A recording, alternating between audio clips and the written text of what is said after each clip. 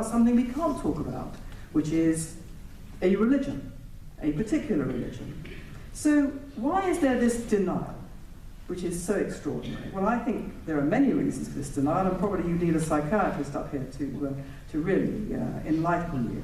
But it's done for various reasons. First of all, most obviously, there is the great fear of domestic unrest, provoking riots among British and other European Muslim communities, or upsetting those Islamic states with which Britain and other Western countries have huge financial dealings. There's huge financial investment in the United Kingdom by Islamic states.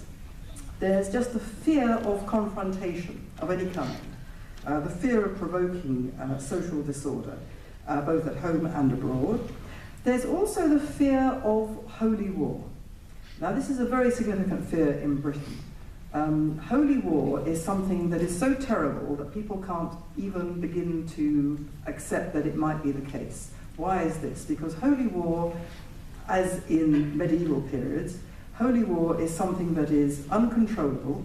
You can't control the people waging it. You can't appeal to their self-interest and play one lot off against the other, because they're motivated by a divine inspiration in their minds. It goes on for many, many decades.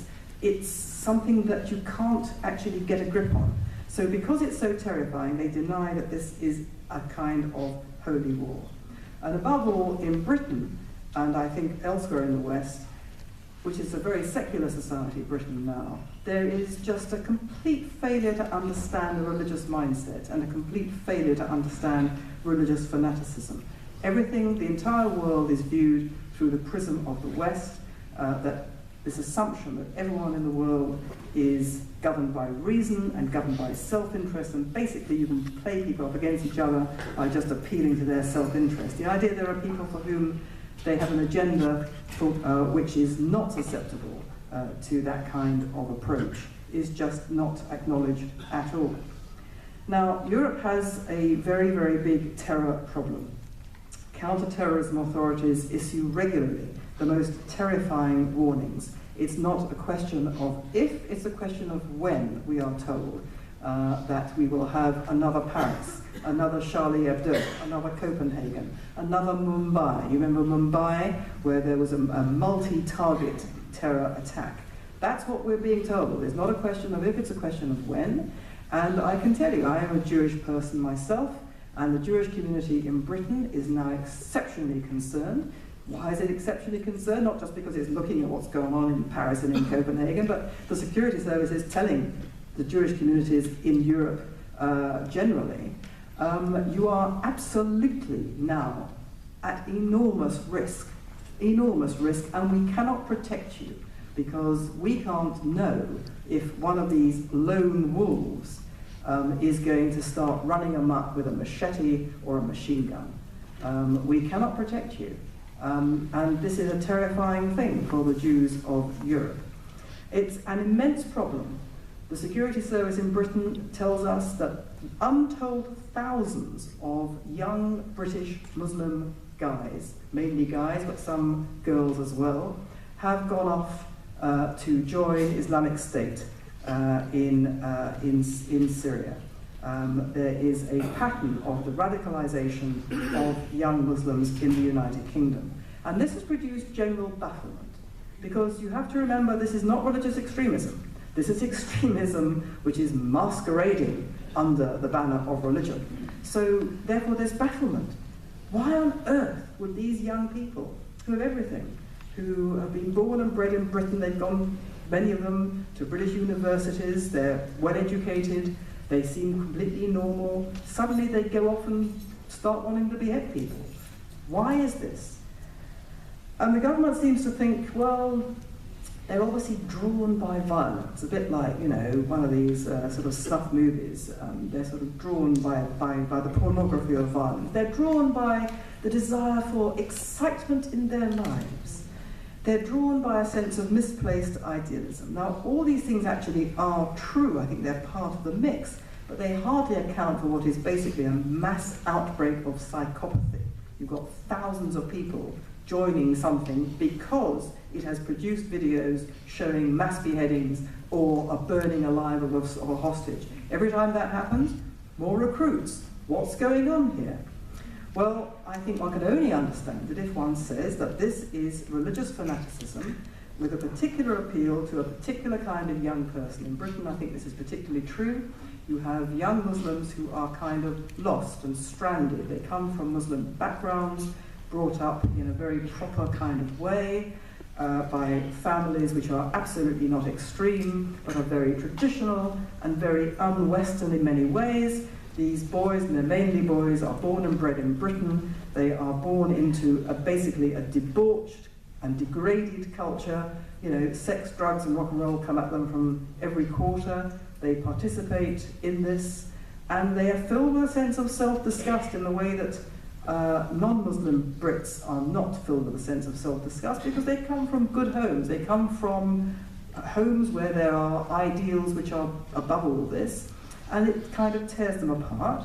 And then very classically, they will go to university and they will come up against a jihadi preacher who knows exactly what he's doing, and he hones in on these vulnerable kids, and he says, what are you doing to yourself? You're disgusting. You have degraded yourself. You are wrecking yourself as a proper person. You are a Muslim. You should have a sense of dignity and a sense of purpose. You should do something heroic with your life instead of this degradation. You should defend your people against the attack that's going on all around the world against Muslims. And they're hooked. They're hooked. And that's not the only route to this, but it's one of the most, I think, most significant routes. It's the way in which religion, I'm afraid, is used in these circumstances to validate extreme violence by giving it an ostensibly noble aim. But you can't address this phenomenon of jihadi recruitment, which so terrifies the governing class in Britain and in Europe, unless you acknowledge what's driving it. Now, in Britain, there has been, over the last few years, a move in government, in successive governments, towards a more realistic position. It couldn't have been less realistic, quite frankly, when they started. They first of all said it's the problem as defined was violent extremism, i.e. they didn't care if people were extreme in their religious views. All they cared about was whether they were actually involved in an attempt to actually that week or that month to kill people in Britain. That's all they cared about. They didn't care if they were actually involved in killing people elsewhere. It was a very, very narrow and stupid definition of the problem, violent extremism. Now they've moved on. They realise that it's not just violence that's the problem, it's the attitudes that are the problem, because the attitudes drive the violence. However, they still won't accept what these attitudes are. As I've said, they think it's just extremism. They won't say what this kind of extremism is. And they won't accept that it is a kind of non-violent extremism, that is to say, extremist religious attitudes, known otherwise as a very literal interpretation of Islam, that provides the sea in which violent extremism swims. Nor will our governing class understand that very different impulses are driving the Muslim world. And this, I think, is where America has made such a terrible mistake, or rather President Obama has made such a terrible mistake. Because both at home and abroad, the belief is in the West that if you show that you are a reasonable person, if you extend the hand of friendship, if you say, we understand that, you know, prejudice is a bad thing, and we're not going to be prejudiced against you, and therefore we agree that we shouldn't insult you, and all that sort of stuff. And if you say, well, you know, here's Iran, and extend the hand of friendship, and it'll come in from the coast. It's the same impulse. And it's driven by this belief in progressive circles in the West, which has become a kind of default position, that war is barbaric and outdated, and conflict is just stupid. And so it's been replaced by international law, conflict resolution, negotiation and compromise. Now, the key point is this, that what the West doesn't understand is that it's all very nice, negotiation and compromise and peace processes and international law, but In the Islamic world, the notion of strength and weakness is very, very important.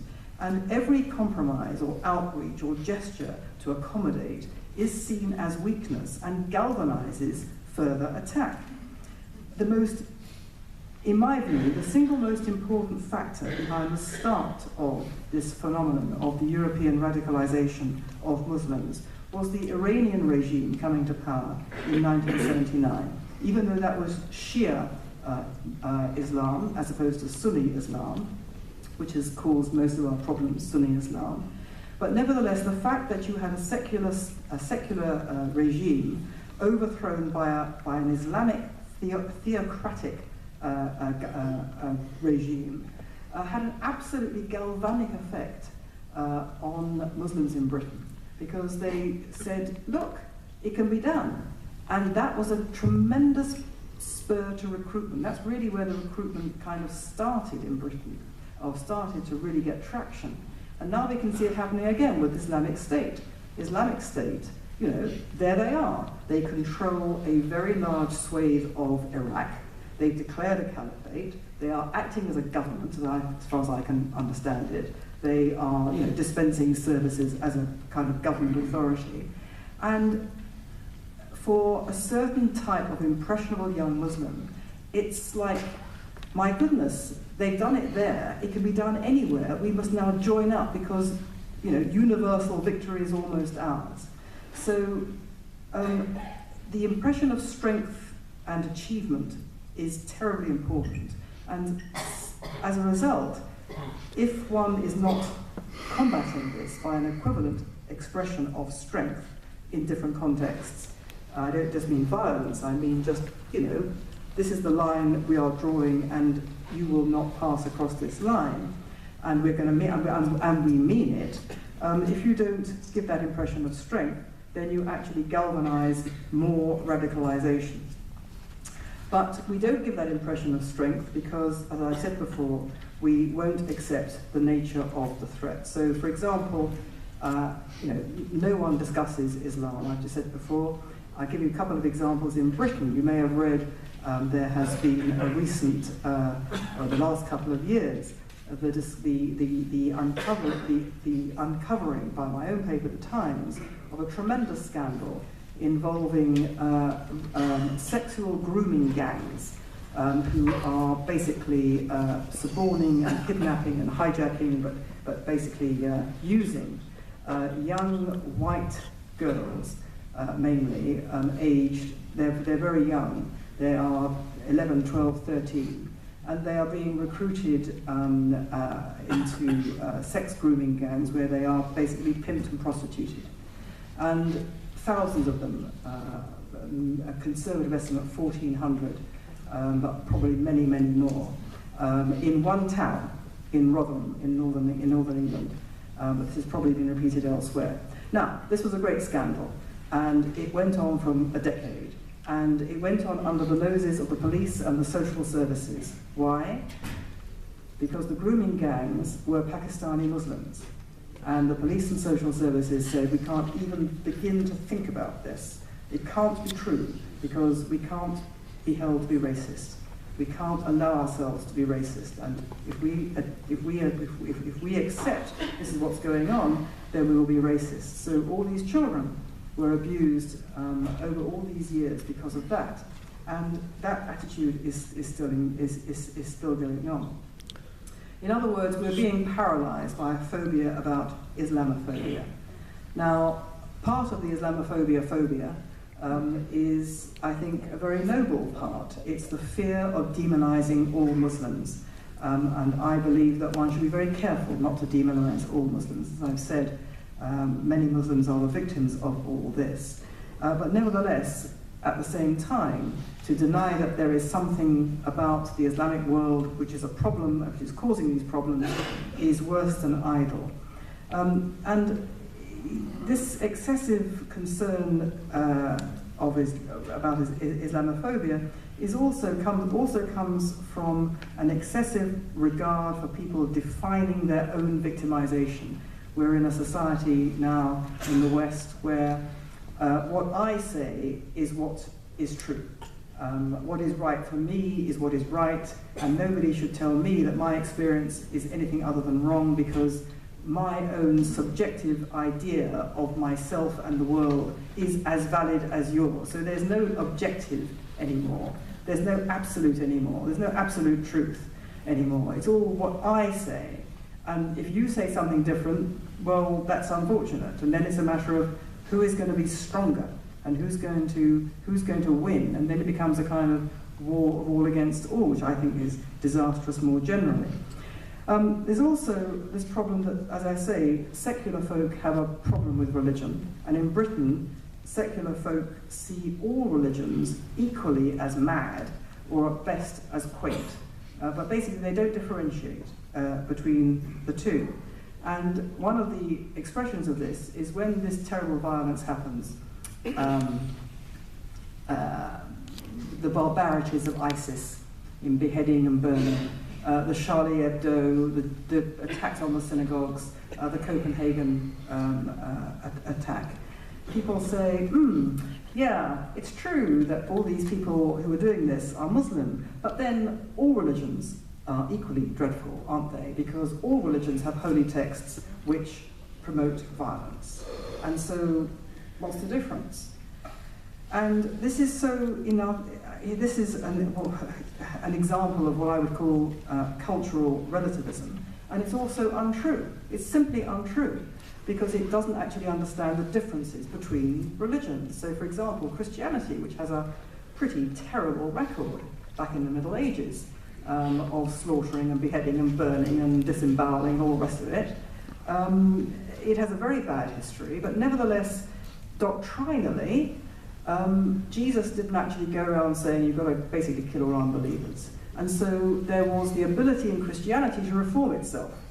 I mean, this is to do a grave injustice to a much more complicated discussion, but doctrinally there wasn't a problem with Christianity saying dividing the world between secular and between the secular state and church authority. Similarly, but differently, Judaism. Judaism has a really bad press. The Old Testament has a really bad press because it's full of people smiting everybody else. A lot of smiting goes on in the Hebrew Bible. But Judaism, what people don't understand is that Judaism does not take the literal word of the Bible and say that's what we have to do. On the contrary, Judaism is mediated by centuries of rabbinic tradition and rabbinic exegesis of these texts.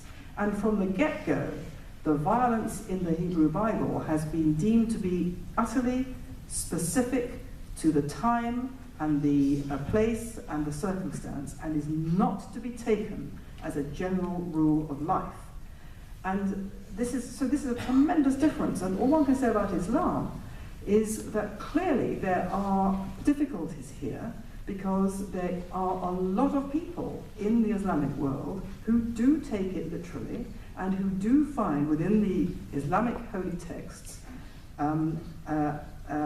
unchallengeable authority for violence against unbelievers. And I'm not an Islamic expert at all, but I observe that this is undeniably the case. I also observe there are Muslim reformers who say we've got to stop this, we have to have a different interpretation of our religion. And I hope that they will succeed. It's not for me to say they can or cannot succeed. I'm sure if we were all sitting here in the 14th century, we probably would have said, there's no prospect whatsoever of Christianity reforming itself. I mean, who are we to say? I can only say personally that I hope that they do succeed, because there are Muslims who understand they have got to succeed. They have got to interpret their religion in a way that allows it to become a source of humanity and spirituality, and not this terrible thing that's taken it over. So, to conclude my remarks, I've probably gone on far too far. I would finally ask the question whether Europe is actually finished. People keep saying now, after all these things that are going on in Europe, well, you know, is Europe now over, and should all the Jews leave? And I think there's no answer to this question, because it really depends whether or not Europe has the will